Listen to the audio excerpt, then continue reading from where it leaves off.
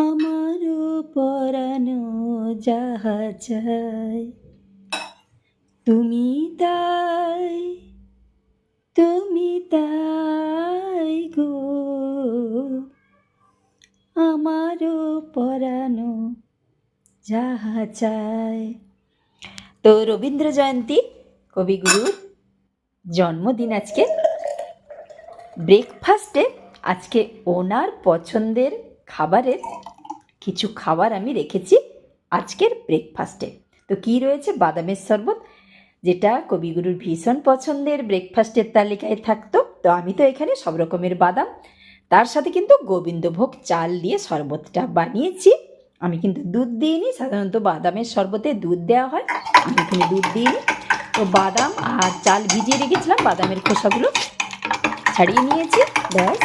তারপরে দিয়ে মিছরি দিয়েছি, গরমের দিনে মিছরিটা শরীর ভীষণ ঠান্ডা করে, তাই মিছরি সহযোগে। আর দুধ যেহেতু দিইনি, আমি কিন্তু লেবু ব্যবহার করেছি বাদামের শরবতে। আর বিট লবণ দিয়েছি। তো খেতে কিন্তু দুর্দান্ত হয়েছিল, অবশ্যই ট্রাই করে দেখতে পারেন যদি ভালো লাগে। আর রেখেছি জলখাবারের তালিকায় কবিগুরুর ভীষণ পছন্দের চিড়ের খিচুড়ি। হ্যাঁ, আমি চিড়ের খিচুড়ি রেখেছি আজকে ব্রেকফাস্টে। আর কিছু বাদাম, ফল তো ওনার দৈনন্দিন থাকতো জলখাবারের তালিকায়, তাই ফলও রেখেছি আমি। তো কবিগুরুকে শ্রদ্ধা জানাই, শত কোটি প্রণাম। সকলকে জানাই রবীন্দ্র জয়ন্তীর শুভেচ্ছা, ভালোবাসা।